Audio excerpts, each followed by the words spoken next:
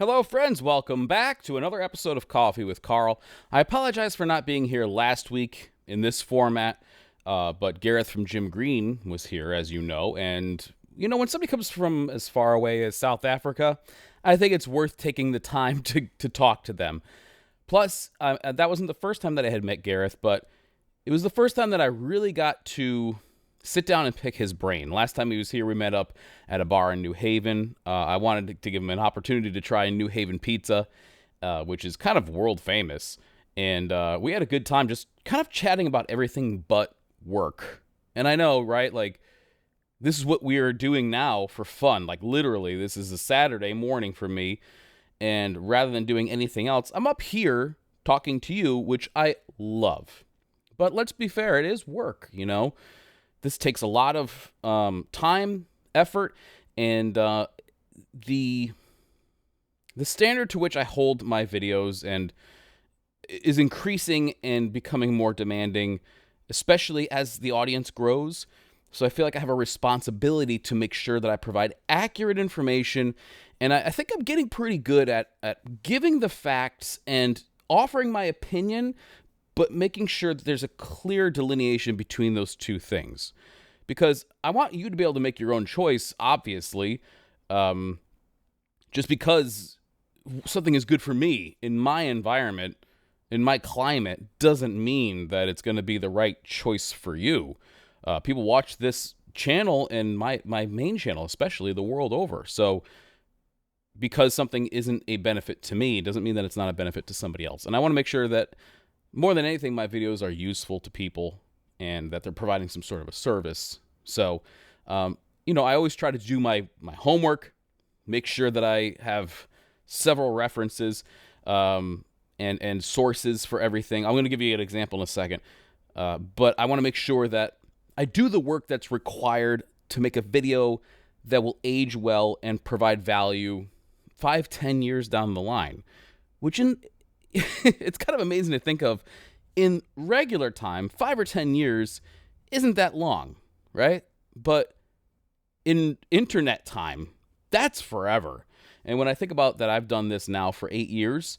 I'm like an old man in the internet space. When I began making boot videos, the people in the space were myself, the Cavalier. Remember the Cavalier? John, good dude. Not really a boot channel, more of a style channel, but he did touch on footwear and stuff. And we were friends. As a matter of fact, he lives in my not my city, my state. We've hung out a couple of times, taken the family on bike rides and stuff. It's been fun. And then he went on to do his thing with Strix and whatever. There was a guy named the Boot Guy who was, I believe, like a boot salesman. And he did a lot of stuff with Thorogood and whatever, but he might have been one of the first to really kind of like have a boot channel. And then we started getting guys, I think Stridewise was a few years after me, and then Michael from the Iron Snail started, if I remember correctly, I think it was like 2017, 2018, something like that. So those were some of the earlier people in the space. And what it's developed into now is pretty interesting, I think, And we're starting to see some people wash out as well. So the Google algorithm changed, and I guess that really threw a lot of people for a loop, especially if your business relied on SEO. So you're starting to see, if you are in this world, some channels posting less and less and less, or pivoting to something else, because the linchpin that their whole business was built upon was changed. So, that's the way that goes, right? I mean, like, people figure out the algorithm, even for YouTube, YouTube, once upon a time, they valued views, right? And then they valued watch time. Now, I guess what it is, and the algorithm gets tweaked around 200 times per year. But I guess now what YouTube realized is they don't necessarily want people just watching a lot of videos and watching for a long time. They want people to walk away satisfied. They want people to feel good about the time that they spent on YouTube. So they take a lot of time to put that together. The things that they do, I don't always agree with, and I think sometimes they can be a little authoritarian in what they do. I'll give you a good example. A friend of mine, Dave, who has a channel called Beast Made Reviews, he started doing some stuff on cigars, and they demonetized his entire channel. The entire channel. He had 200 something videos up there of everything from guitars to clothing to boots, and they demonetized the whole thing. Now, I don't know what was behind that decision, but I think that the lack of transparency, too, is troubling. So let's say that you have a channel that you've begun. It's started to gain steam. You make that your full-time income. You know, that's your full-time job. And then one day they just pull the rug out from underneath you without an explanation. That's similar to working for an employer and then just being laid off without reason. So look, nothing is safe, I guess, is the point here, which actually wasn't the original point that I was trying to make at all. I was talking about Gareth and how I try to make videos that take a long time and that it actually is work. And then I started going down this rabbit hole. But hey, you know, that's what this channel's about, off the cuff. And I'm going to give you I think this is a good way to make an example between this last video that I did and what we're talking about right now. So the last video that I did where I was comparing 9 different work shirts was super data driven, right? Matter of fact, I brought these over here because these are the swatches from the different shirts that I cut apart and you know, I have them labeled and stuff like that. Now, I'm going to keep these. I don't know why I'm going to keep them. I guess maybe in the future, if I want to compare even more shirts, I have a sample from these others, which I can kind of have as a reference. But a video like that is very data-driven. There was almost no personality in that at all. And that's by design, right? You know, those are supposed to be sort of reference videos. And that video took a long time. I talked about this a little bit on my Patreon. And boy, I mean, just doing the tests, recording the results, and then being able to compare those different results, put them into a video. Boy, it was a ton of work. The filming wasn't so bad, but the edit was a real pain in the neck. And then making sure that it's actually understandable and that people can walk away with some good information. Very difficult to do. This weekend, I'm going to be filming a video about companies that were ruined by private equity, basically. And so Filson was the one that, you know, really struck me. But that video was inspired by a Reddit post on the Buy It for Life subreddit, which was a great question. Somebody had asked that very thing. They said, you know, what companies have been ruined by private equity? And the responses beneath that were really good. It was a very popular post, and there was a lot of good information there. And I'm reading through, and I'm going, there's a few that I could think of that I could add to this list here. And so I did a little bit of research about each company, when they were bought out, by which firm, and sort of what happened to them, and then some alternatives. So things like that, again, very data-driven and a lot of research. So it's, you know, these I mean, these videos could easily be, you know, take a week to produce, especially when you have to, you know, really do a deep dive and make sure that the information that you're getting is good. I learned a long time ago that Wikipedia might be able to like point you in the right direction, but it's not necessarily a good source at all. To get a feel for something, Wikipedia can be all right, but if you want to get hard numbers and stuff, you have to dive into literature and you know, like what do they call that? Like shareholder reports and stuff like that, which are boring as all get out to read. But if you want actual good information, you have to kind of go to the source. So all that being said, these videos do take a long time. They are a lot of work, but ultimately they also are very rewarding. And to me, the spoils are the community that we've built here. I am getting to the point now where I'm recognizing so many of you guys in the comments, and I try to do my best to respond. And don't forget this, because sometimes I feel bad, like somebody will respond, and like it'll take me maybe a day or two, and I saw their comment or whatever. Often, so this video comes out when I'm already on the job site, right? So I'm filming it Saturday, I'll edit it, and it'll be on Wednesday, which is when you are watching it. And people will start commenting, and I'll be like literally on the job site at break on my phone, trying to respond or whatever, and a million things are going on around me. But as long as I have that day job, it kind of is what it is. So I will do my best to respond, and I love you guys for your comments and all the interaction. It's so great, and I'm so it's funny because, again, as I mentioned before, I'm just as excited, if not more so at times, for this channel as I am the main channel, which has multiple times more views and subscribers and all that stuff. Because this feels real, you know what I mean? Like, you and I are having as close to a back and forth conversation as we could possibly have through the internet. And although it's this, quasi virtual friendship, it still means a lot to me. And, hearing your guys' stories and stuff like that, it makes me feel like I get to know you. And I for some of you, I legitimately have. So, man, it's a really great feeling. I love it. All right, well, as if that wasn't enough blathering on for you, we actually have some products to get to. Now, again, we're in the summer slump, which means that not much is really coming out. But there are a few things that I wanted to make you aware of that were pretty cool.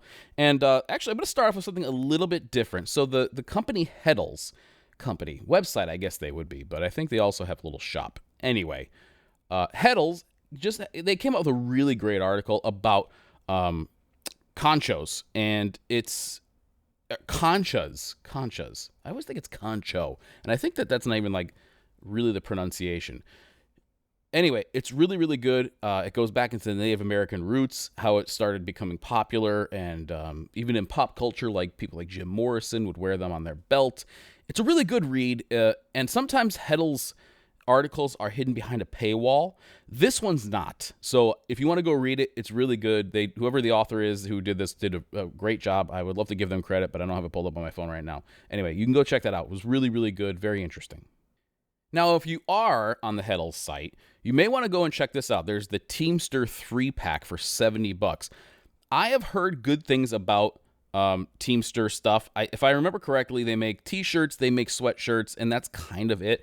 But I've heard good things about them, and let's see what we have here. So it's a heavy weight with a dense tube knit construction. The cut is a bit boxy, but fits slim when sized down. No kidding, really. Everything tends to do that, Heddles, but appreciate it. Details are sparse, save for the woven label with the Teamster crest, and construction is solid as what you'd expect from that moniker. And so, made in America from American-grown cotton. So if you're into the made in the USA thing, which I know a lot of people are, this is a great example of something that you can get. Although I just wish they were a little bit more readily available, but still, a 3-pack for $70, that's not too bad when you break that down. So if you're looking for some solid, heavyweight white t-shirts, this might be right up your alley. Teamster is the name. Well, you know what? I would love to know about the origins of that name, because the Teamsters that I've worked with have been the people who operate vehicles, trucks, laborers, and a lot of times in New York I was working with these guys. They were really, really cool, and it was amazing the amount of power that they had in New York. I'm going to give you a quick example. So we were doing a job on the railroad down there, and I don't think that I'm going to be able, I'm going to try to be careful because I don't want to say anything that might like get somebody in trouble. But I think it's going to be vague enough that nobody's going to really know. Plus, it was several years ago, and so who knows. But anyway, we were doing a job on the railroad, and what they have on the side of the rail, if you've ever seen one, is called trap rock. And basically, it's sharp stones, usually black, and it's just meant for drainage, so that when the rain hits, it just falls away from the track. It's also a bitch to walk on. That's when I started using my Builder Pros, especially with the taller shaft to get that ankle protection, because you're never standing on solid ground. You're always, walking and your ankles are flexing, and it'll kick your ass. It's really tough to walk on. Well, we were doing a section of road, and the Teamsters Union was, of course, the union that we were using for all of the dump trucks and the runs and stuff like that. And this guy was coming back. We were working all at night, so it was like 3 a.m. He's coming back with a load of this trap rock, and he did not latch his dump truck tailgate, right? If you've ever seen a dump truck, they don't actually hinge down like a typical pickup truck. I think they can, but they hinge at the top so that when they dump the load, the bottom will swing out, and then they'll close it. And oftentimes, if you've ever been around a construction site and you hear a bang that sounds like a bomb went off, sometimes that's somebody getting a little quick, letting down the bed, and that tailgate slams, and it really slams. Anyway, he forgot to latch that. So he drove from the quarry or wherever they picked up this stuff to the site, leaking these things all over the road. Big stones. I mean, these stones are easily an inch, and like I said, sharp. It caused a couple of accidents. They caught it on camera from some security cameras that were going on. It made the news. And I said, geez, what's going to happen to this guy? But one of the guys from the Teamster said, don't worry. We'll take care of it. We'll make it go away. And they did. This guy didn't get in trouble, except for like a little bit of a finger wag from maybe his supervisor. As far as any kind of legal stuff, that all went away. In some areas, unions are very, very powerful, and that could be a double-edged sword. It could be dangerous, and it could be good. But anyway, that was my experience with the Teamsters. Although I will say, the guys who I worked with in the Teamsters, really, really good guys. So we had a lot of fun over there.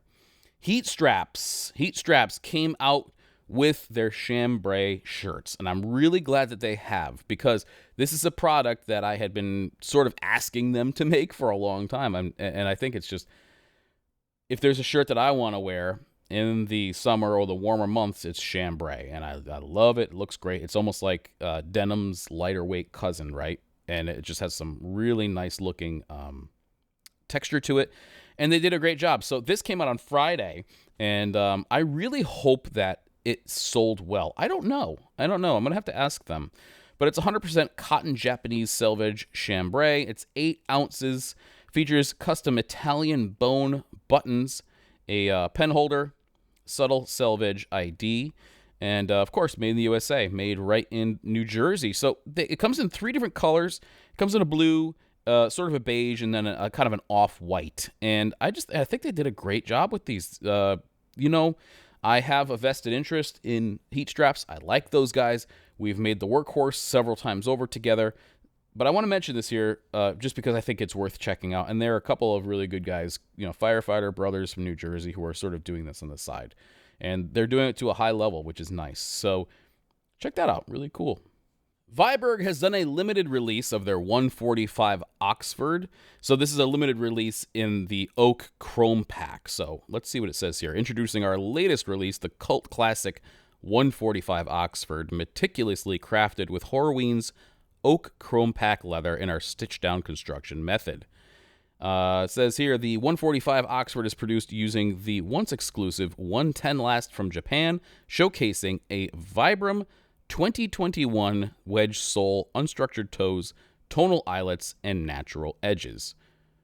And of course, being Viberg, the price will make your eyes water at $790.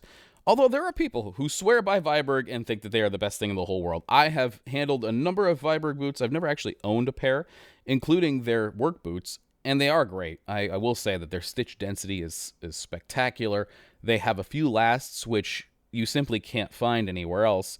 And I think that the fact that they have such a deep history in boot making and shoe making is very, very interesting. And also, they have like one of the only nail-down construction machines anywhere. And I have a great interview that I did with Brett Viberg. I haven't released it because I actually lost my half. Yeah, I know. I had a hard drive crash on me once, and luckily I have Brett's half because he had sent it to me. And so I had that, still have it, and I'm like, do I just record my half asking him the questions? And then he responds, because most of it is him talking, and it's interesting stuff, but it just feels a little weird. So now I have to go back and sort of guess what I asked him and then re-record that. But I guess that's the most valuable way to do it, right? Like, otherwise, what do I do? Just release it and he's responding to nobody? It's gonna be like Dora the Explorer, like just like looking into the camera, talking to you as a viewer. I don't know. I can't do that. So there's too much good information to let it sit on my hard drive. I will make eventually a version where I talk to him, and it'll probably be released on this channel. So, hey, look for that coming up. But interesting guy, interesting family, and really fascinating history. And I know that the people who have their boots and shoes swear by them, so I guess if you can afford the price, maybe it's worth checking out. So I want to show you this. This is from a company called Knafs. Originally, I had heard of Knafs because of Taylor Martin from Best Damn EDC. He did a collaboration with them. And I thought they were interesting because of this blade shape, which is very unaggressive and like not very intimidating. Sometimes you get these blades where it's like you whip that thing out and people are like, whoa, whoa, whoa. It's got like a harpoon hook on it and all kinds of stuff. This has a nice belly on it, and it's not too sharp, or there's nothing about it that's specifically aggressive or mall ninja looking. You ever see those things with like chrome bits and like little recessed things? It's supposed to look like scary. This doesn't. And I got to tell you, it's one of the nicest knives that I've been able. And I don't mean that by like a. Okay, let me start over again. This is one of the knives that I've enjoyed carrying more than some others. I would say that in recent history, this is probably the nicest or my most favorite knife that I've carried since my Benchmade bug out. And I've had several since then. But something about it, this is called the Lander 3, I believe. This is the larger one. Something about it, though, the belly, the weight, the simplicity of this axis lock. Also, look at that. Like, the cool thing is, I'm using the thumb stud to, like deploy this. But you don't have to. You could just pull back on that axis lock. It sort of kicks it out a little bit. And just give it a little wrist flick up. And same thing. You can let it go. Falls down. And it retracts right back into itself. It's like, it's very, very fidgetable. But I love this because they're also extremely affordable. So for what you're getting here, it's a nice high value knife, which I love, just because like I have that Benchmade, what was it called? The one I got a whole bunch of crap from people. It was very expensive too. It was all titanium and whatnot. Sometimes you don't want to go and thrash on a knife like that. A knife like this, you don't mind it. And this one I think is using S35VN steel. Yes, and this thing's really been a lot of fun. This is the Lander 2. I'm sorry, not the Lander 3. So, and this is the one in micarta. So I'm not sure if that's canvas micarta or linen micarta, but it's a great knife. I'm really enjoying this one here. So these guys, keep an eye out for, because I will try to do some stuff with them in the future, because they're also like a funky company. All their packaging and stuff, it has like these little witty sayings and whatnot. And I love companies and bands that don't take themselves too seriously, and these guys have done that. And so this has been my EDC of choice. Well, let's be frank. I think it's been 2 weeks, but hey, sometimes it's a long time to carry a knife, and I really like it. The blade shape, look how freaking fidgetable it is. Great little knife, and I've been enjoying carrying it. All right, we're going to wrap this up because, like I said, the releases have been sparse. But this is one from Iron and Resin. This is their terry shirt. And I've sort of been circling the drain on terry cloth shirts, if you've noticed. Supposedly, they're really comfortable and really great in the summer. I'm going to find out someday. But this one caught my eye because they have a couple of interesting colors. So this also is not very expensive.